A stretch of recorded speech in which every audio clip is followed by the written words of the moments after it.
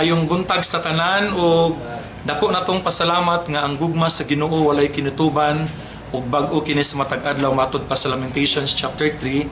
Ug karon nga Domingo atong gisaulog ang adlaw sa paghigugmaay or Valentine's Day. Timing po kaayo nga natunong siya Domingo ug dili ning unsa nga klase nga gugma nga atong emphasis kun dili ang gugma sa Dios kay maoy pundasyon ug tinubdan sa tinuod nga gugma. So sa atong pagsaulog ug pagpasalamat sa gugma sa Ginoo atong andamon ang atong mga kaugalingon sa atong pagsimba karon.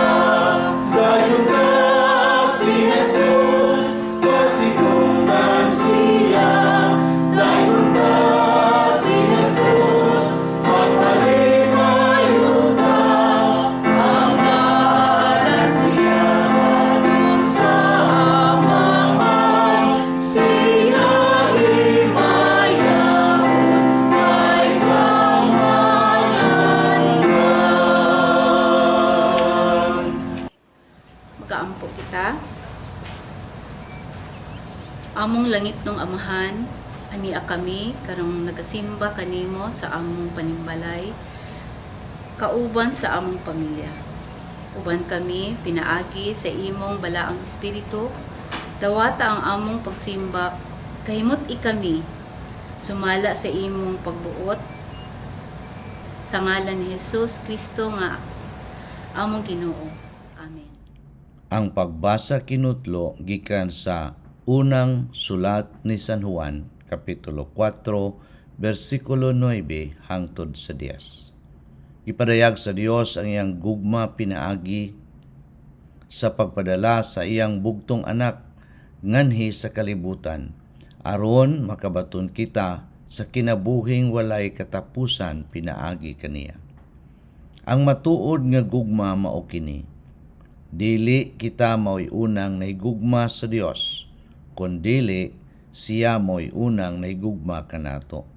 Gipadala niya ang iyang bugtong anak aron pinaagi kaniya mapasaylo ang atong mga sala. Dinatapos ang pagbasa sa pulong sa Dios alang sa katawhan sa Dios.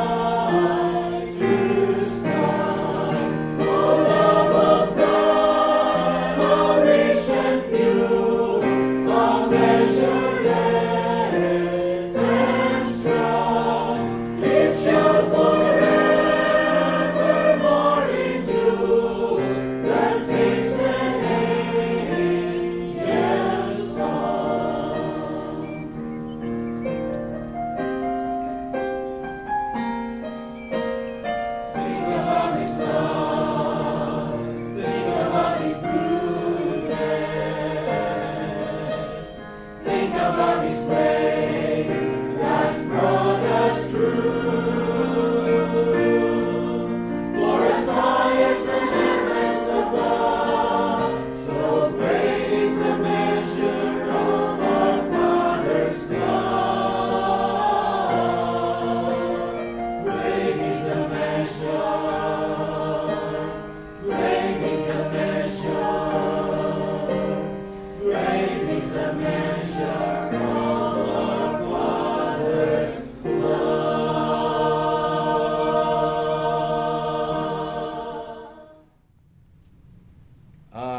malandong niini nga kabuntagon giuluhan ang gugma nga dili ikalimod.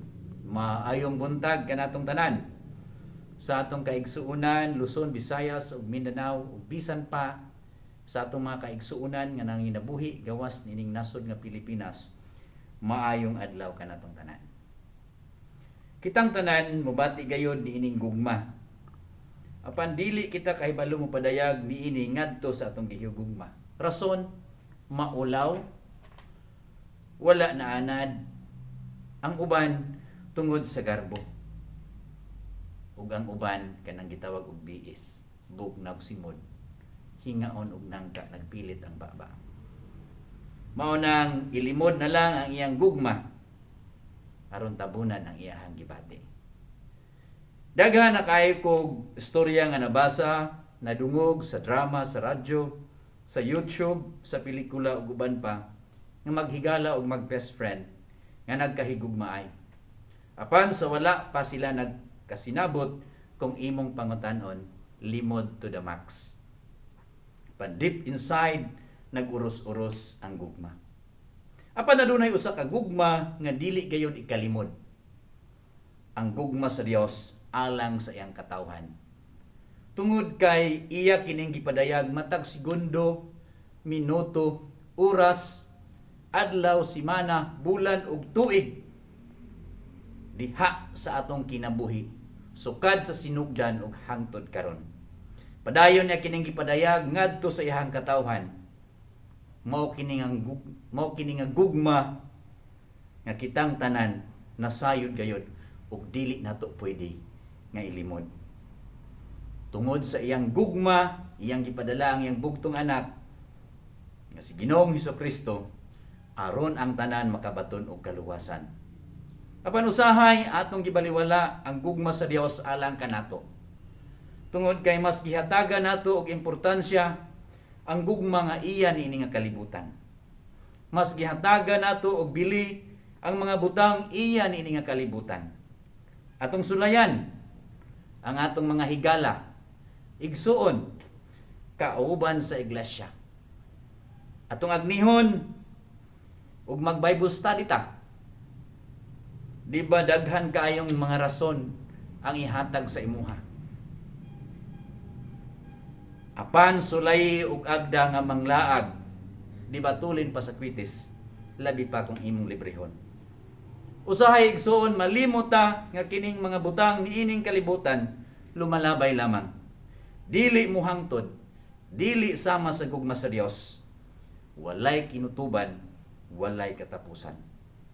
Matud pa ni John the Beloved, iyang gisaysay kung unsa ang gugma sa Dios nga dili ikalimod.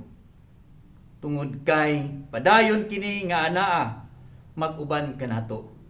Bisan unsa ang mahitabo, kanunay anaa siya maghatag sa atong gikinahanglan. Di ba? Pila na katuig ang pandemya, panhangtod karon atong nasinati ang iyang gugma. Pinaagi sa iyang pagsangkap sa atong matag adlaw nga panginahanglan. Tungod kay ang gugma sa Dios, una, padayon nga nagtubo diha sa atong mga kinabuhi. Unsa may mga timailhan nga nagtubo ang gugma sa Dios diha kanato. Una, nagkataas ang atong tinguha nga mugahin og taas nga panahon alang sa Ginoo. Sa unsang paagi, pinaagi sa atong pagbasa ug pagtuon sa iyahang mga pulong. Naagayod kita igahin nga panahon alang kaniya aron nga masangkap ta sa tanan nga atong gikinahanglan nga espirituhanon. Ikaduha, nagkataas ang atong tinguha aron atong mahimaya ang Dios.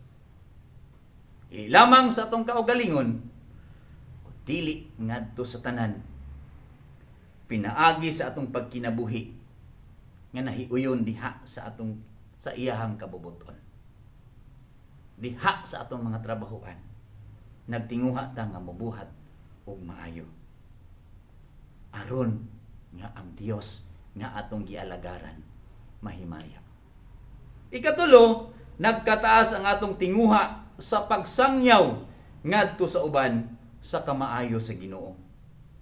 nagtinguha ta nga atong isangyaw ang gugma sa Dios nga walay makalabaw, ang gugma sa Dios nga walay kulang, ug ang iyang gugma nga walay katapusan.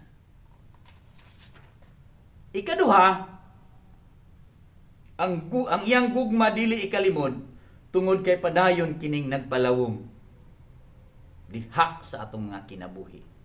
Unsa may timailhan nga ang gugma sa Dios nagpalawom o nagkalawom diha sa atong mga kinabuhi.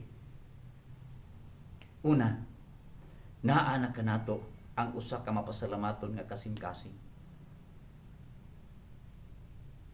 Ang usa sa rason nga ang gugma sa Dios nagpadayon nga nagtubo diha sa atong kinabuhi kung mabatunan na nato ni usa ka mapasalamaton nga kasing-kasing. Despite sa matag situation o mga experience nga atong naagihan, maayo man ni og dili, ang tanan gayud atong pasalamatan ngadto sa Ginoo. Pasalamat ta sa ato ang nadawat matag adlaw, labi na diha sa atong gikinahanglan, pagkaon nga pisikal ug pagkaon nga espiritual. Mabusog ta pisikal, mabusog po ta pagkaon espiritual nga mao ang pulong sa Dios. Kanunay nga ato ang gitun-an. Pasalamat ta sa pamilya. Kini nga pamilya mao gini ang mudawat nato. Sa bisan unsa nga ato ang nasinati. Kini nga pamilya maoy mosabot nato sa ato ang mga kaluyahon. Ito na siyang pasalamatan. Pasalamatan nato tong higala kauban sa iglesia. Labaw sa tanan atong pasalamatan ang kaluwasan nga atong nasinati pinaagi kang Ginoong Hesukristo. Ikaduha nga rason nga ang gugma sa Dios nagakalawom tungod kay anaa na kanato ang pagpabilin sa iyahang pulong. Ang Juan 15:5 nagingon, ako mao ang punuan sa paras ug kamo ang mga sanga, ang magpabilin kanako ug ako diha kaniya mamungag daghan. Kay kun wala ako, wala kamoy mahimo.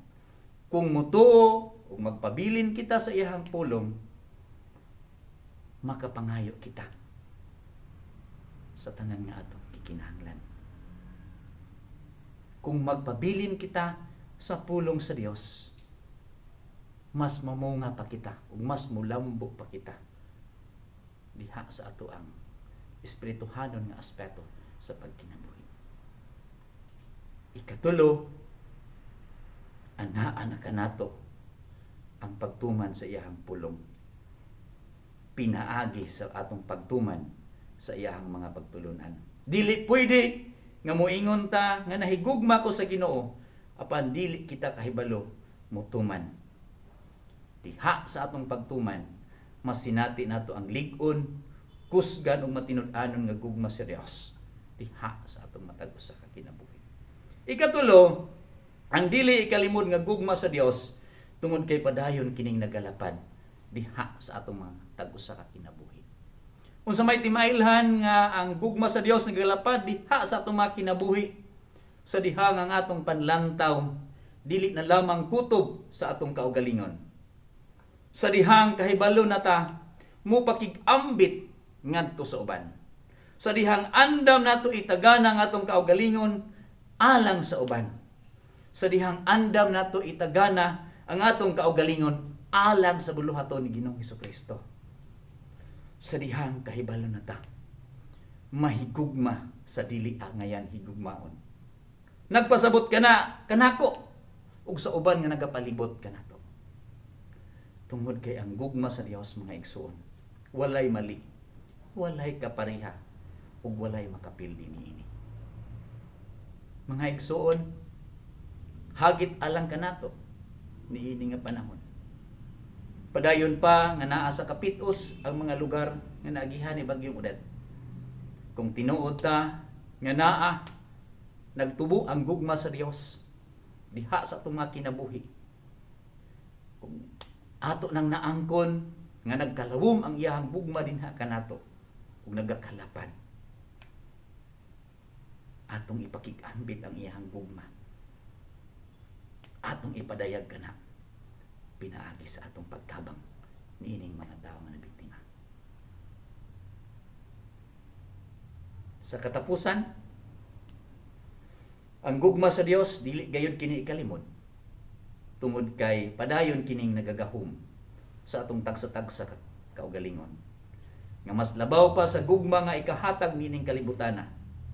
Usa ka gugma sa Dios nga walay kaparehas. Tungod kay usa kini ka unconditional, unchangeable, ug unending love. Amen.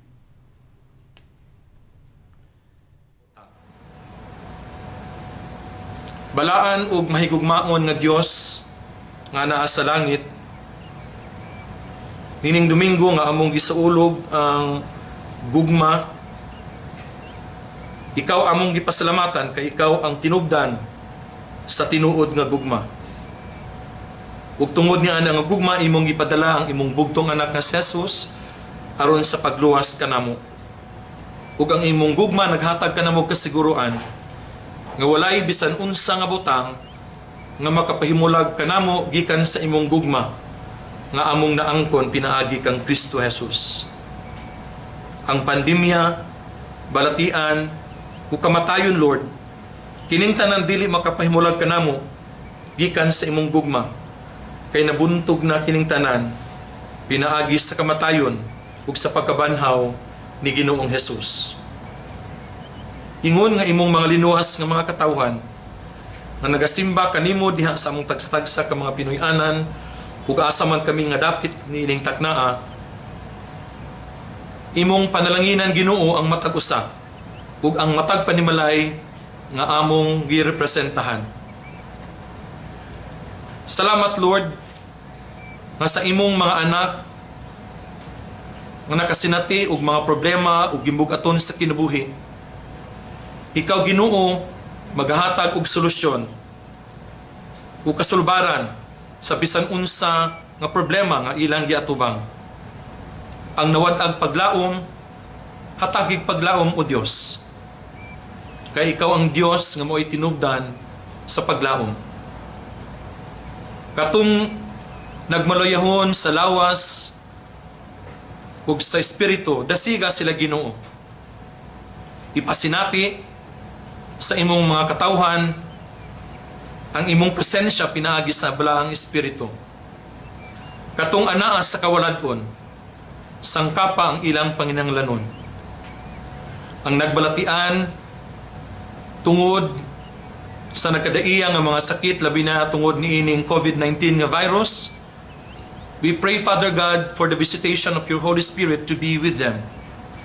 Kay nagtuo kami Ginoo nga ang imong presensya, ang imong gugma ug ang imong gahom mas gamhanan pa sa bisan unsa nga mga problema, bisan unsa nga virus ug bisan pa niining COVID-19 virus.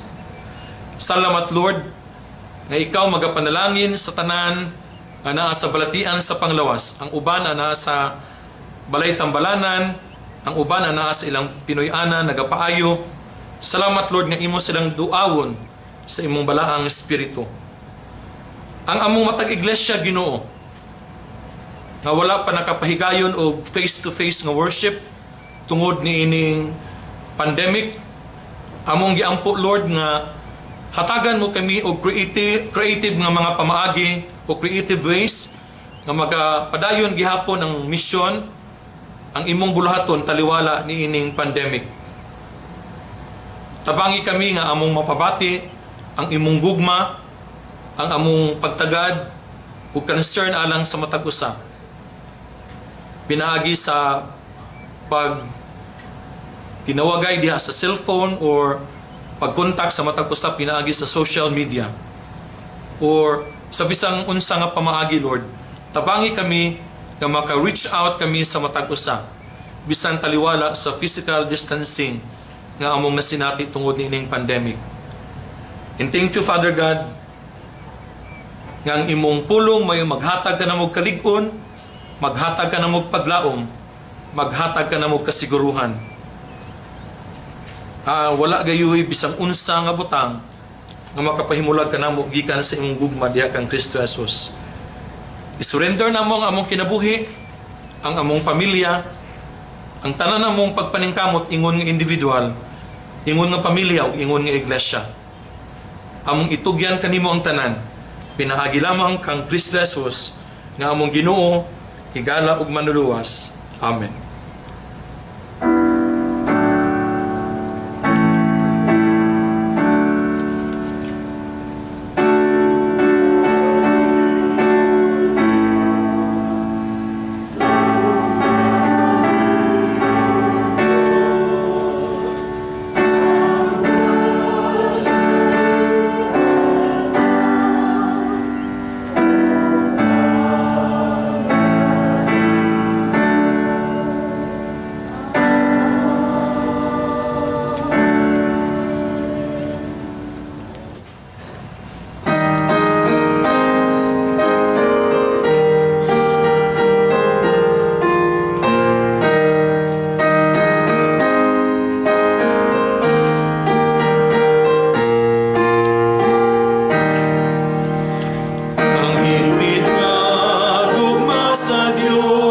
Sa dilagi lima lito sa lupa sa kabituon abot sa kinahilagman hanggang sa magkasasalag ihatag si Jesus ang mga nangisalag iyang ipasiguri.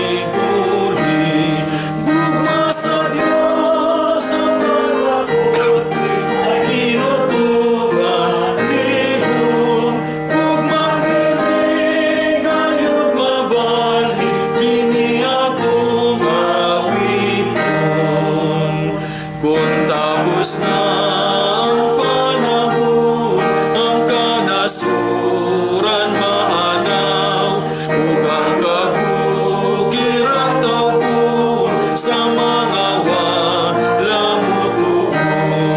Ang Diyos ng gugmang buluntad, ligon pa o higit, ang dakong grasya na tubos, mauyatong awiton. Gugma sa Diyos sa pagkaputli, may kinutuban ligon, gugmang dilig, ayod mabalik, kini atong awiton. Kung kita ang kadagatan, upapilang kalangitan, bisan tanan makasulat, ug lumahigo sa tanan. Pagsulat sa Diyos ng gugma, kulangon na ang dagat, ug ang langit dili pahigo, bisan kini halapat. Gugma sa Diyos sa pagkaputli, may kinutuban ligon, gugmang dilig, ayod mabalik, kini atong awiton.